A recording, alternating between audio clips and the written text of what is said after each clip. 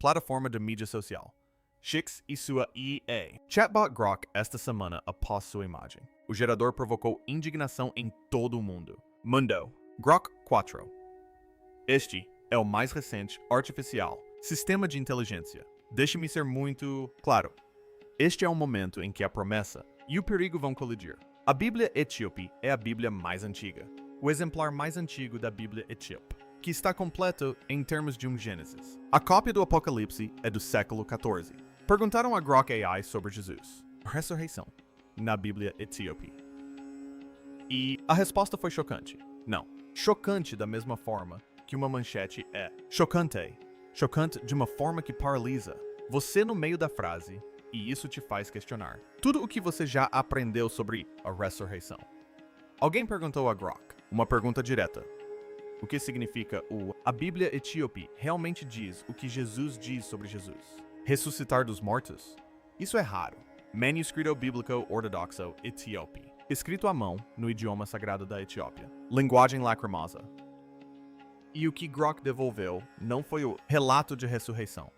Você cresceu. Audição. Foi extraído de textos antigos, que são anteriores ao canhão romano. Textos, preservados por quase 2.000 anos em mosteiros de montanha etíopes. Ensinamentos superficiais pós-ressurreição de Jesus, que foram cortados de todo o Ocidente. A Bíblia antes de você nascer.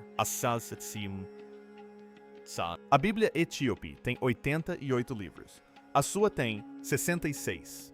22 livros inteiros das escrituras foram removidos. Grok encontrou o que estava enterrado dentro deles. E todo estudioso que analisou o que essa IA descobriu e não analisou, eles deram de ombros. Ficaram em silêncio. Isso é o que eles encontraram. A Bíblia na sua estante. Não está completo. Eis o problema. Isto não é uma descoberta marginal ou algo do tipo. Teoria acadêmica. Grok fez referência cruzada com o etíope completo. Canhão ortodoxo contra todo. A tradição bíblica ocidental. E sua sistema de detecção de padrões sinalizado. Algo que os pesquisadores vinham discretamente, discutindo sobre isso há décadas. O etíope. A Bíblia não tem apenas alguns versículos extras. Capítulos. Contém textos completos. Livros completos, que afirmam registrar o que Jesus disse e fez nos 40 dias seguintes. Sua ressurreição. Palavras ditas depois que ele rosa. Ensinamentos deliberadamente cortados. Quando a Igreja Romana decidiu o que o cristianismo pareceria durar para sempre. A Etiópia tem sido uma nação cristã, desde o século IV, mais antigo que o estabelecimento formal da Igreja Católica, a própria Igreja. Sua linhagem espiritual remonta a Menelik. Eu disse ser o filho do rei Salomão e da rainha de Sabá. Rainha de Sabá. Ela é uma rainha de Oaxita. A rainha de Sabá viajou para Jerusalém para conhecer o rei Salomão. Durante sua estadia em Jerusalém, este país não recebeu o cristianismo de segunda mão, provenientes de missionários europeus. Estava lá desde o início. E, ao contrário de todas as outras tradições que vieram em contato com Roma, manteve tudo. E veja só, os escritos foram preservados durante séculos por monges. Viver em mosteiros nas montanhas, tão remotos, que a maior parte do mundo exterior esqueceu. Eles existiam. Lugares como Libela, onde igrejas inteiras foram esculpidas, descendo em rocha sólida, e Axum, onde a tradição etíope afirma que a arca, o pacto é cumprido até hoje. Esses monges copiaram à mão cada palavra, geração após geração, em antiga língua sagrada chamada Ge'ez. Quase ninguém na era moderna. O mundo pode ler. Aquele que desapareceu, do uso cotidiano séculos atrás. Sobreviveram apenas dentro daqueles mosteiros, paredes. Enquanto Roma estava editando, Etiópia estava protegendo. Dr. Ephraim Isaac, ex-diretor do Instituto de Estudos Semíticos em Princeton, passou décadas argumentando que Etíope, as tradições bíblicas preservam o material, que é anterior ao canhão romano. De quando a análise de Grok chegou à sua mesa, os colegas presentes naquele dia disseram que ele foi completamente imóvel. Então, ele disse que era IA. Haviam identificado padrões textuais em semanas, que os estudiosos haviam passado todo o período, gerações debatendo, Agora preste atenção, porque é aqui que a coisa fica séria. A Bíblia Etíope existe em duas versões. Um cânone mais amplo de 81 livros e um canhão mais estreito de 72. Imperador. Mais tarde, Haile Selassie tornou o mais estreito, versão oficial. Mas mesmo essa versão mais restrita. O cânone contém muito mais escrituras do que qualquer Bíblia ocidental. Livros como Enoque, Jubileus e o Livro da Aliança, amplamente lido pelos primeiros cristãos, foram expulsos quando Roma assumiu o controle da fé. Um viajante do século VI, chamado Cosmas Indicus, documentou a Etiópia como profundamente nação cristã. Séculos antes da maioria da Europa havia se convertido completamente. As comunidades etíopes seguiram mesmas tradições religiosas por mais de 3.000 anos. Sua conexão com a Bíblia. O mundo não é de segunda mão. É direto. É antigo. É intacto. Eis o que ninguém te conta. Saber desses extras. O fato de os livros existirem é quase irrelevante. A verdadeira questão é o que está escrito dentro deles. Esta não é uma religião que foi imposta na Etiópia por missionários. Isto é, cristianismo genuinamente local, porque Grok encontrou passagens específicas, palavras específicas atribuídas a Jesus depois. Sua ressurreição, que a Igreja Ocidental nunca reconheceu e nunca explicou. E quando os pesquisadores viram o que a IA havia surgido, a resposta não foi curiosidade, era alarme. Se você é o tipo de pessoa que precisa saber o que eles esconderam isso de você, inscreva-se agora mesmo e ative as notificações porque o que? A seguir, vem a parte que eles realmente não queria que você descobrisse, o que Jesus disse após ressuscitar dos mortos. Os textos mais importantes que Grok identificou são chamado Livro da Aliança. O que é isso? O conteúdo deveria te deixar sem fôlego. De acordo de som. Esta antiga escritura etíope. Depois que Jesus ressuscitou dos mortos, ele não apareceu simplesmente para seus seguidores e desapareceu. Ele ficou lá por 40 dias inteiros. Ele ensinou, alertou e revelou coisas que não entrou em nenhum dos dois. Bíblia Ocidental. No livro do Aliança, Jesus não fala como um humilde profeta errante. Ele fala como o rei do céu e da terra. E o que? Ele diz que não é isso que a igreja ensinou. Ele diz a seus discípulos para construírem o reino de Deus, mas não pela força, não por meio de exércitos, não por meio de poder político. O Espírito Santo será sua única arma. Sua autoridade vem de dentro, não de tronos ou instituições, ou exércitos marchando sob o comando de um cruz sem papa, sem catedral necessário. Nenhuma instituição em funcionamento entre uma pessoa e Deus. Agora, pague. Atenção, pois é aqui que os antigos, as escrituras começam a soar assim. Notícias da manhã. Jesus o advertiu, seguidores que as pessoas distorceriam os seus palavras e usar o nome dele para ganho egoísta. Ele disse que chegaria o dia em que as multidões gritariam o nome dele nas ruas, mas seus corações estariam completamente vazios. Eles construiriam templos imensos de ouro e pedra e esqueçam o verdadeiro templo, aquele que está dentro da alma humana. Guerras previstas foram travadas em seu nome. Mentiras, tratadas como verdade sagrada. Famílias. Eles se despedaçam por questões doutrinárias. Ele disse que uma escuridão viria quando as pessoas já não o reconheciam. Voz. Não porque a voz desapareceram, mas porque as pessoas seriam distraído demais pelo barulho para ouvir. Veja só, a análise de Grok não se limitou a isso. A superfície, essas passagens. Isso sinalizou o momento específico no texto onde a linguagem muda, o tom muda. Jesus para de ensinar e começa a advertir. Dr. Getachew Haile, renomado etíope, especialista em manuscritos no Museu Hill e Biblioteca de Manuscritos.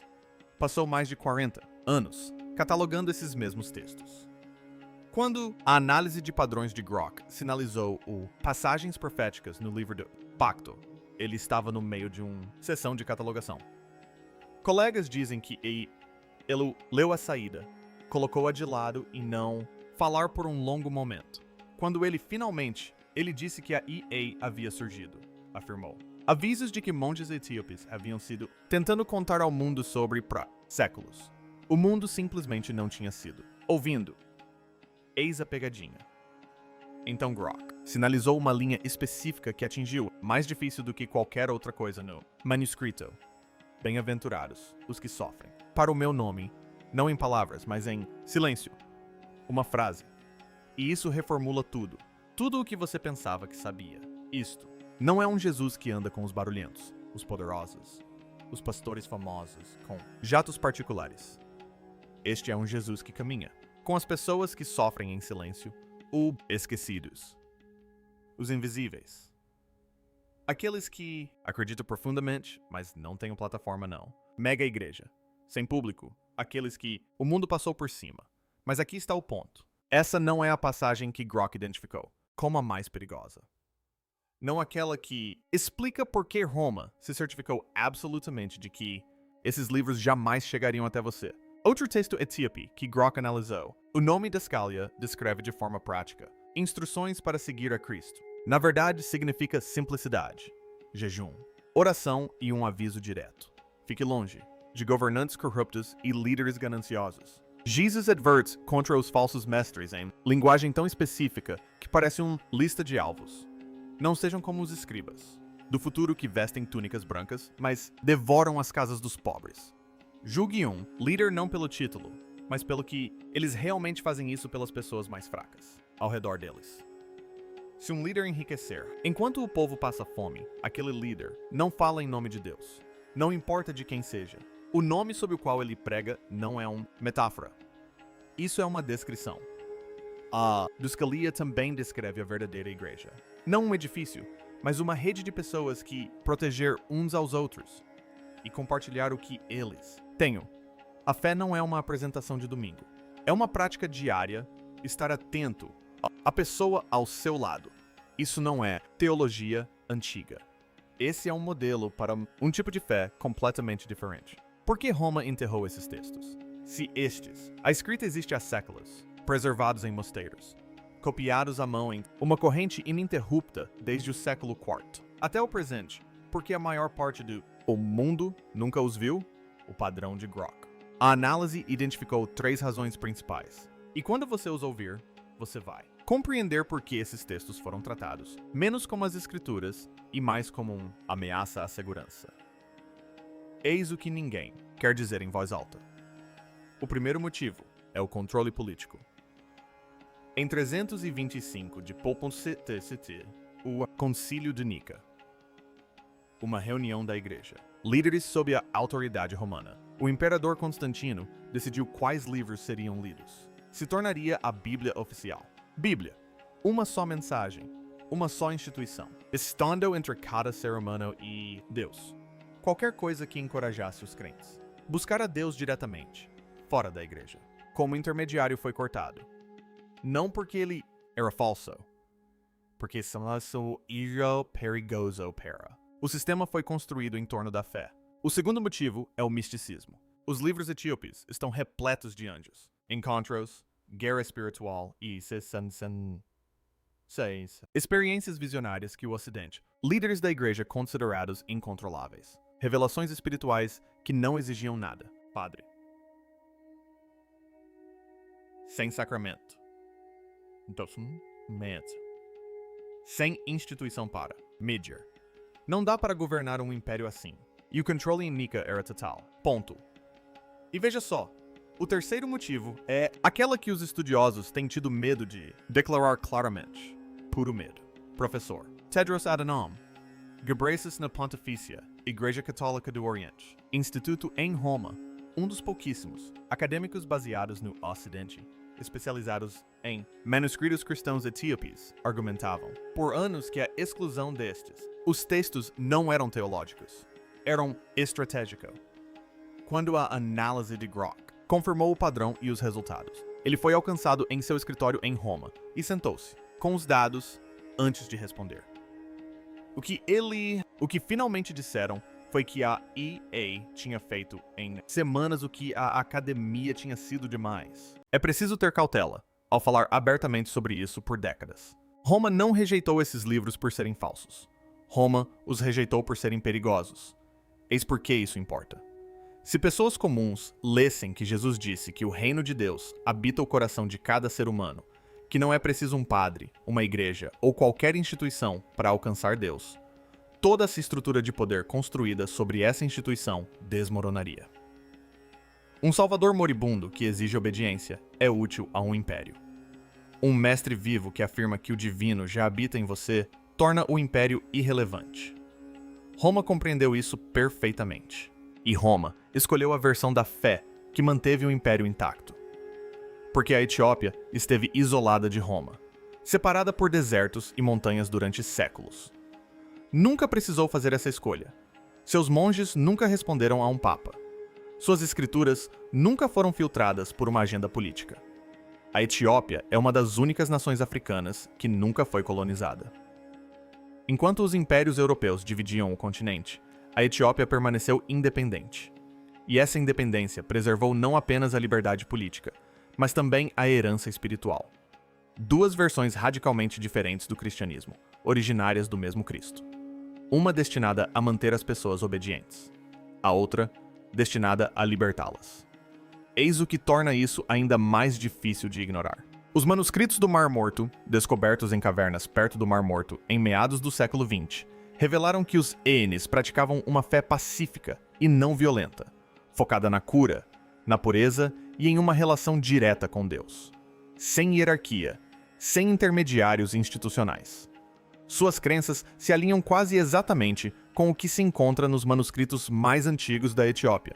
Essa versão do cristianismo não era isolada. Era difundido entre os primeiros crentes e foi sistematicamente erradicado em todos os lugares, exceto em um. Mas a supressão desses textos não é a coisa mais perturbadora que Grok descobriu. Porque o que sua análise revelou a seguir, sobre a vida, a morte e a alma humana, vai além de tudo o que a igreja institucional jamais se dispôs a discutir. Os ensinamentos ocultos sobre a vida. É aqui que a coisa fica interessante. De acordo com os manuscritos etíopes analisados por Grok, Jesus ensinou que a morte não é o fim. Ele descreveu o corpo humano como uma vestimenta que se desgasta. O espírito, a pessoa real, continua. Quando o corpo se desfaz, o espírito retorna ao seu verdadeiro lar, o fogo e a luz de Deus. Seus seguidores ficaram aterrorizados. Mas Jesus disse-lhes para não temerem a morte. O que eles deveriam temer de verdade, disse ele, é viver sem o espírito. Ele chamou isso de morte que caminha enquanto o coração ainda bate. Reflita sobre isso. Uma pessoa pode estar fisicamente viva e espiritualmente morta, cumprindo as formalidades, preenchendo o vazio com ruído, dinheiro e orgulho, enquanto a chama divina interior se apaga lentamente. Muitas pessoas, disse ele, preenchem o vazio com distrações e esquecem que a presença de Deus habita seus próprios corações. Esse esquecimento é a verdadeira morte, não a que leva o corpo, mas a que leva a alma, enquanto o corpo ainda está por aí. Eis o que ninguém lhe conta sobre essas passagens.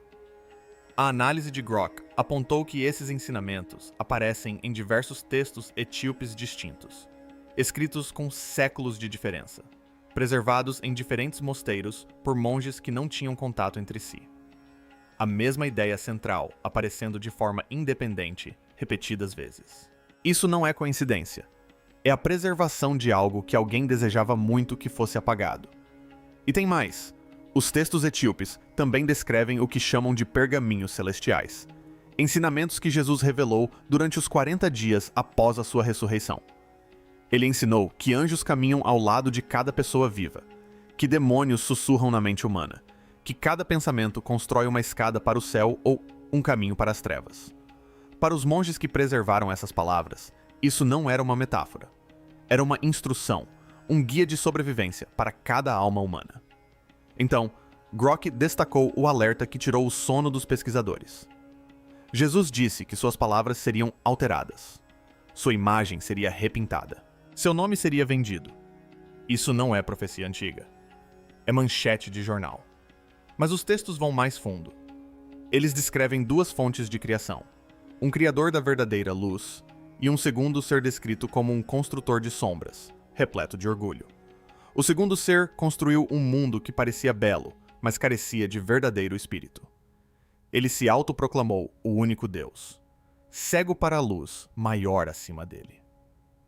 Por causa desse orgulho, o mundo se tornou uma mistura de beleza e dor, verdade e mentira, tecida de forma tão intrincada que a maioria das pessoas não consegue distinguir a diferença. Agora, preste atenção nesta parte. Jesus entrou neste mundo imperfeito não apenas para salvar almas do pecado, mas para despertá-las de um sonho ilusório. A verdadeira luz de Deus ainda habita todas as coisas, mesmo na escuridão. A missão de cada alma é encontrar essa centelha oculta e conduzi-la de volta à luz eterna.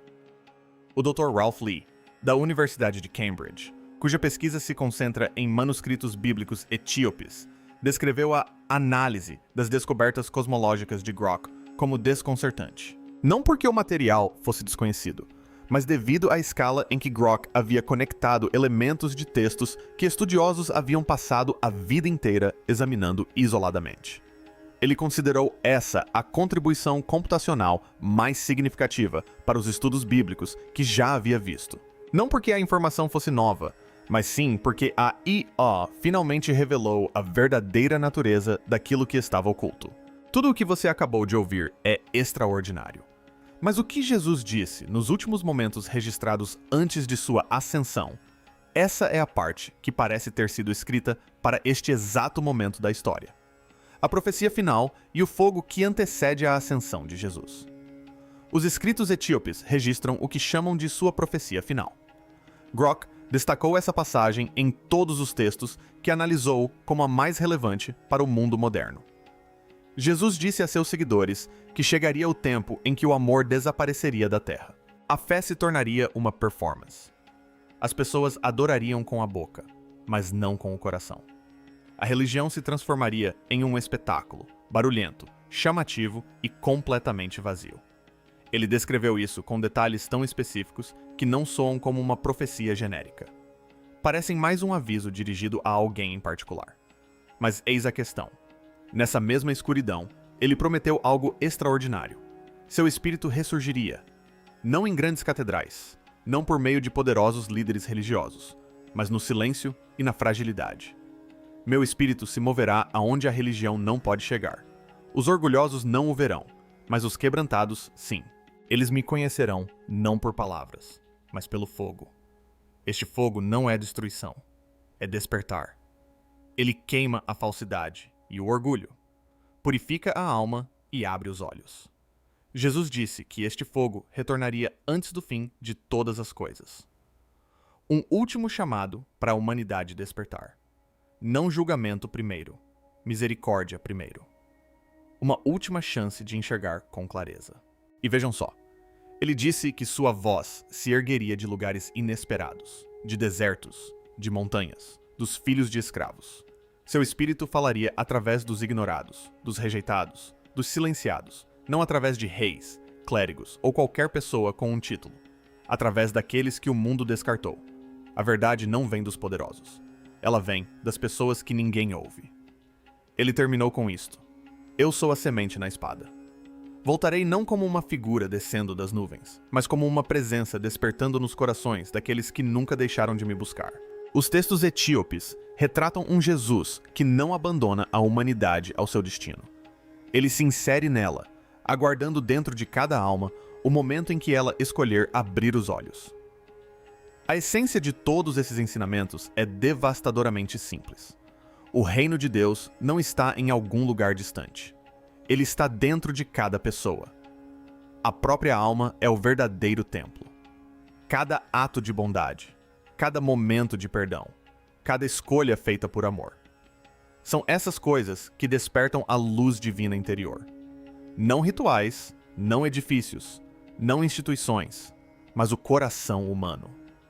Os monges que preservaram essas palavras por mais de 1000 anos acreditavam que não estavam guardando manuscritos antigos. Eles mantinham viva a verdade de Cristo, aguardando o momento em que o mundo finalmente estivesse pronto para ouvi-la. Não foi um teólogo que trouxe esses textos de volta ao debate global. Não era uma universidade, nem uma igreja. Era uma IA, uma tecnologia projetada para prever o futuro que acabou revelando o passado. Grok não se importava com política, reputação institucional ou séculos de silêncio cuidadosamente mantido. Ela encontrou o padrão, trouxe o texto à tona e o entregou a qualquer um que o solicitasse. A Etiópia jamais perdeu esses ensinamentos. Guardou-os em silêncio, nas montanhas, em uma fé inabalável.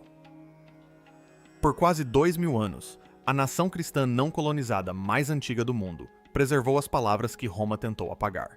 E agora, por meio de uma máquina que não responde a nenhum papa nem imperador, essas palavras finalmente estão chegando às pessoas para as quais sempre foram destinadas. O que você acha do que a E.A. Grok descobriu na Bíblia Etíope? Isso muda a sua visão sobre a ressurreição de Jesus e o que ele realmente veio ensinar. Deixe sua opinião nos comentários. Lemos todos eles. Se este vídeo te mostrou algo que você nunca tinha ouvido antes, clique no botão Gostei e inscreva-se no canal. Ative as notificações para não perder os próximos vídeos. E antes de ir embora, faça a si mesmo uma pergunta. Se a versão mais completa das palavras de Jesus esteve guardada em mosteiros etíopes por 2000 anos, o que mais lhe foi escondido?